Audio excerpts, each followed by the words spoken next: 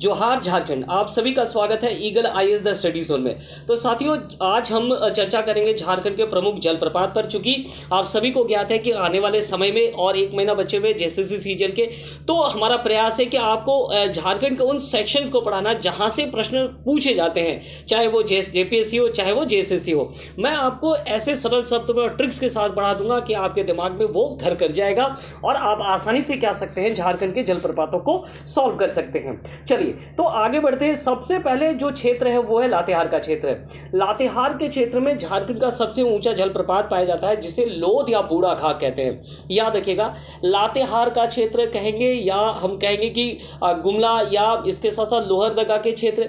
ये क्षेत्र क्या है ना, ये पाट प्रदेश है और पाट प्रदेश झारखंड का सबसे ऊंचा क्षेत्र है। इसकी ऊंचाई याद रखिएगा, इसकी ऊंचाई 3000 फीट के आसपास है, 1100 मीटर इसका ऊंचा है। तो यहां से यहाँ की चट्टानी ऊंचाई के कारण जब नदियां यहां से गिरती है तो वहां जो झरने बनते हैं वो सबसे ऊंचा बन जाता है। यही कारण है, याद रखिएगा, इस क्षेत्र में आपको सबसे ज्यादा क्या मिलेगा ना, झरना मिलेगा, जलप्रपात मिलेगा। सबसे पहला तो ट्रिक्स हो गया ये, इसे आपको याद रखना है। तो जलप्रपातों का निर्माण कभी भी प्लेन पर नहीं होती है, समतल मैदान पर नहीं होती है। जलप्रपातों का निर्माण हमेशा उसी क्षेत्र में होता है जहां चट्टानें अधिक होती है, जहां जिस क्षेत्र की ऊंचाइयां अधिक होती है। और जब उस क्षेत्र के नदियां उस क्षेत्र के जल को बहा करके नीचे लेकर आते हैं, जब उन चट्टानों से गिरते हैं तो वो प्रपात का निर्माण करते हैं। एक तो ये कॉन्सेप्ट हो गया। तो लातेहार के क्षेत्र में जो है सबसे पहले आपको क्या मिलेगा ना, झारखंड का सबसे ऊंचा जलप्रपात। दूसरा कॉन्सेप्ट याद रखिएगा, लातेहार कहे, गुमला कहे, सिमडेगा कहे, ये जो आसपास का रांची को, अगर रांची को भी सम्मिलित कर सकते हैं, तो इस आसपास के क्षेत्र में एक शब्द जो है प्रयोग में आता है जिसे कहते हैं घाघ। और इस घाघ शब्द जैसे आएगा तो आपके दिमाग में आ जाना चाहिए ये बात हो रही है पाट प्रदेश की। पाट प्रदेश के आसपास के क्षेत्रों में ही क्या होगा, ये हो सकता है वहां का ये झरना हो अर्थात जलप्रपात हो। ऐसे तो झारखंड में बहुत सारे जलप्रपात है, छोटे बड़े मिलाकर के, लेकिन हम उन्हीं महत्वपूर्ण जलप्रपातों पर चर्चा करेंगे जहां से प्रश्न पूछे जाएंगे। तो लोध बूढ़ाघाघ जलप्रपात कोयल नदी की सहायक नदी बूढ़ा नदी पर है। झारखंड का सबसे ऊंचा है, 143 मीटर 469 फीट। याद रखिएगा, बहुत जरूरी है, यहाँ बहुत जरूरी है, आपको याद रखना होगा। क्या याद करने की ना, ऊंचाइयां याद करना बहुत जरूरी है। कुछ ही नदियों, कुछ ही जो है याद रखिएगा, कुछ ही का हम क्या करेंगे ना, ऊंचाई देखेंगे, बाकी सभी का ऊंचाई देखने की आवश्यकता जो है आपको नहीं पड़ेगा। ठीक है, तो ये ध्यान में रखिएगा। चलिए अब आगे देखते हैं कि और कौन कौन से यहाँ पर जलप्रपात हैं। तो आगे याद रखिएगा, घाघरी, मिर्चैया, गौतम घाघ, कांति और इंदिरा जलप्रपात। तो ये 4 नाम याद रखना होगा, मूल रूप से कांति, इंदिरा और गौतम घाघ जलप्रपात। ठीक है, तो एक तो हो गया लातेहार का क्षेत्र। चलिए अब हम आगे बढ़ते हैं और देखते हैं कि दूसरा कौन सा जिला लेंगे हम, गुमला। बिल्कुल, गुमला के क्षेत्र, गुमला भी उसी सटे हुए प्रदेश है और यहाँ की जो सबसे प्रमुख नदी है वो कौन सी है, यहाँ सबसे प्रमुख नदी है शंख नदी। तो शंख नदी पर जो भी होंगे वो क्या है, यहाँ हमें देखना है। शंख नदी में सबसे महत्वपूर्ण याद रखना है सदनी घाघ, है ना, सदनी घाघ के बारे में आपको पढ़ लेना है। और नागफनी, ये 2 शंख नदी के हैं। इसके अलावा हैपाद भी पूछे जाते हैं। हैपाद कहाँ पर है ना, हैपाद गुमला के ही है और घाघरा के उद्गम स्थान पर है। तो हैपाद हो गए। इसके साथ साथ देखिए, प्रेमा घाघ शब्द आ रहे हैं, आपको समझ में आ रहा होगा कि प्रेमा घाघ शब्द, तो जहां घाघ शब्द में शब्द आ रहे हैं वो क्या है ना, पाट प्रदेश के आसपास के जिलों में ही पाए जाते हैं। तो गुमला के लिए हम क्या कह सकते हैं, तो गुमला के लिए हमारे पास कितने गुमला के लिए हमारे पास क्या क्या आ गया ना, गुमला के लिए हमारे पास आ गए हैपाद, नागफनी, सदनी घाघ और प्रेमा घाघ। इसके साथ शेरका को भी आप याद कर सकते हैं। चलिए आगे बढ़ते हैं। खूंटी, खूंटी में बस एक ही है और वो है पंचघाघ, जो कि बनाई नदी पर है। कहा जाता है कि ये टूटने पर 5 जलधाराओं में बढ़ जाता है। इसे भी देख सकते हैं, छोटा सा चीज है पंचघाघ। हालांकि प्रश्न पूछा जाता है कि पंचघाघ कौन से नदी पर है और या कहाँ पाए जाते हैं, तो खूंटी इसका उत्तर होगा। देखिए खूंटी भी जो है लातेहार, हम कह सकते हैं पाट के जस्ट नीचे ही है। तो इस क्षेत्र तक तो हमें घाघ नाम प्राप्त हो रहे। तो घाघ एक तीसरा ट्रिक है जो पाट प्रदेश के आसपास के जिलों में, सटे हुए जिलों में पाए जाते हैं, केवल रांची को छोड़ करके, ध्यान में रखिएगा।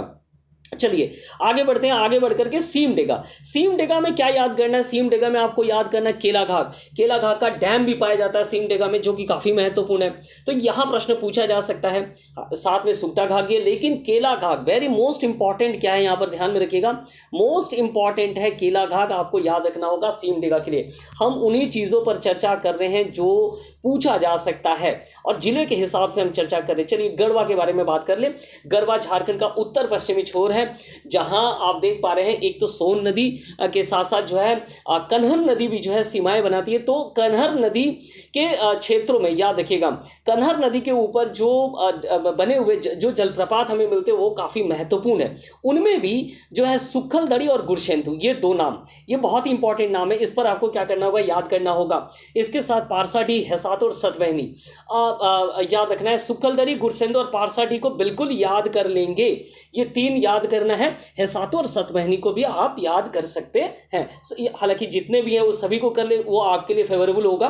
तो गढ़वा में कन्हर नदी इंपॉर्टेंट है, ये छत्तीसगढ़ और झारखंड दोनों क्षेत्रों में पड़ता है। और यहाँ ये जो क्षेत्र है सुक्खलदड़ी और गुरसिंधु, टूरिस्ट प्लेस भी है। चलिए आगे बढ़ते हैं, और आगे बढ़ते हुए देखते हैं कि उसके बाद हम बात करेंगे चतरा पर। चतरा के सारे याद रखिएगा, चतरा को ना भूले।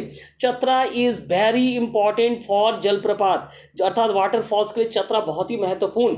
और यहाँ एक शब्द आती है, दहा शब्द आते हैं, ठीक है। इसके साथ साथ काफी महत्वपूर्ण है इसके, एक तो याद रखिएगा गोवा तमासीन बहुत महत्वपूर्ण, मालू दह भी बहुत महत्वपूर्ण, केरी दह भी महत्वपूर्ण, और डुमेर सुमेर भी बहुत महत्वपूर्ण है। ये सारे यहाँ के सारे जलप्रपात जो है काफी महत्वपूर्ण है। उनमें भी डुमेर सुमेर याद रखिएगा, डुमेर सुमेर, मालू दह और तमासीन, इसे करना ना भूले। हालांकि सारे इंपॉर्टेंट है, मैंने आपको बताया। चतरा पर से प्रश्न पूछने के काफी संभावनाएं बनते हैं, क्योंकि हर बार ऐसा नहीं है कि हर बार आपको बूढ़ा घाघी पूछा जाए। तो चतरा एक ऐसा जगह है जहां से हमें बहुत इंपॉर्टेंट क्या मिलते हैं ना, जलप्रपात मिलते हैं, और यहां से प्रश्न पूछने की संभावनाएं काफी ज्यादा है, ठीक है। चलिए आगे बढ़ते हुए पलामू में कुछ भी नहीं है। कुंड जो कह सकते हैं कि कुंड जलप्रपात हुसैनाबाद घाघरा में है, एक ही जलप्रपात है। और यहीं से हालांकि जलप्रपात और झरने तो काफी हैं, लेकिन कुंड जलप्रपात जो है बहुत ही इंपॉर्टेंट है, ठीक है। कोडरमा में देखिए सतवागन, इसे पेट्रो भी कहा जाता है, और कटैया जलप्रपात। तो ये देख लेना है आपको, कोडरमा में कौन कौन से देखने हैं आपको। पेट्रो जलप्रपात नाम से जाना जाता है, गांव का नाम शायद सतवागन है, और कटैया जलप्रपात भी हमें मिल रहा है। तो ये तीन है, तो इन तीनों को आप देख लेंगे।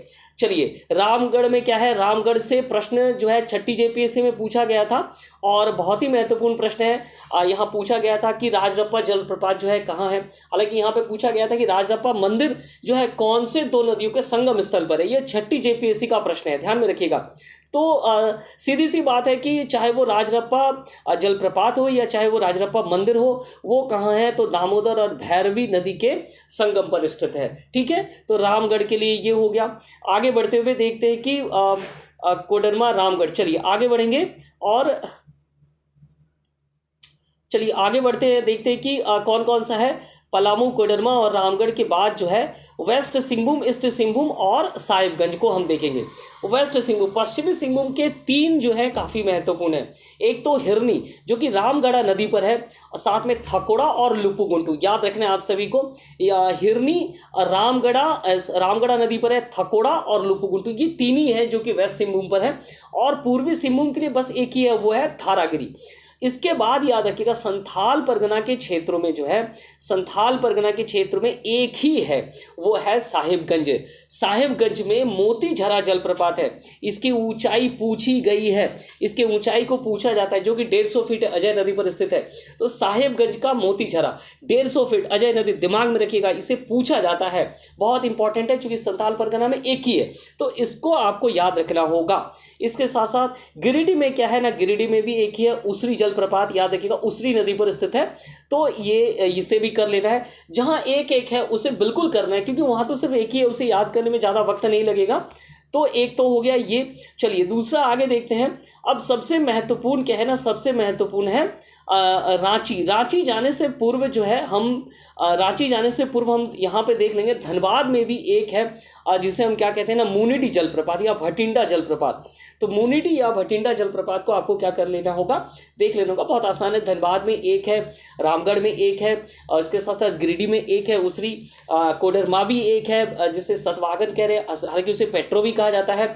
तो एक एक जहाँ पर है वहाँ, इसके साथ साथ पूर्वी सिंहभूम में धारागिरी एक है, तो इसे आपको देख लेना है। ठीक है, चलिए। अच्छा, साहिबगंज में भी एक ही है, मोतीझरा जलप्रपात है जो कि अजय नदी पर है।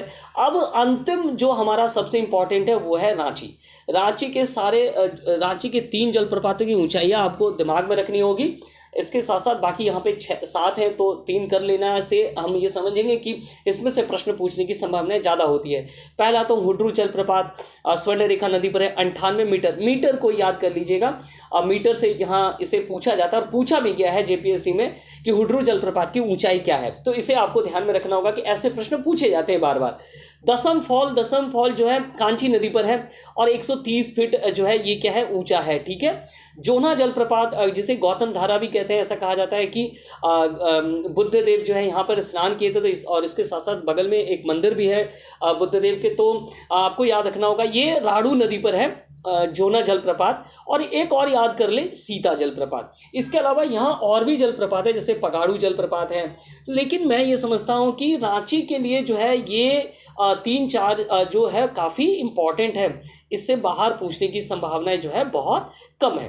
तो साथियों, जो पूरे झारखंड में, जैसा कि मैंने आपको एक ट्रिक्स बताया कि किस प्रकार पूरे झारखंड में जलप्रपात पाए जाते हैं, बहुत सारे हैं, लेकिन ये काफ़ी इम्पॉर्टेंट माने जाते हैं। और हमें क्या करना होगा ना, पहाड़ प्रदेशों के जो जलप्रपात हैं, स्पेशली लातेहार, गुमला, सिमडेगा, इसके साथ साथ जो हो गए ये तो हो गए 4, और इसके साथ साथ चतरा दिमाग में रखिएगा। और उसके बाद आते हैं रांची। और इधर में क्या देखना है ना, इधर में पूर्वी, पश्चिमी और जो है साहिबगंज, इन क्षेत्रों के जलप्रपात आपके दिमाग में बिल्कुल बैठे होने चाहिए, अर्थात आपको एकदम कंठस्थ रहना चाहिए ताकि आप इसे प्रश्नों को सॉल्व कर पाए। तो बहुत बहुत धन्यवाद है। ऐसे ही महत्वपूर्ण प्रश्नों के लिए और क्लासेस के लिए हमारे साथ जुड़े रहिए the eagle IAS the study zone में। बहुत बहुत धन्यवाद आप सभी का।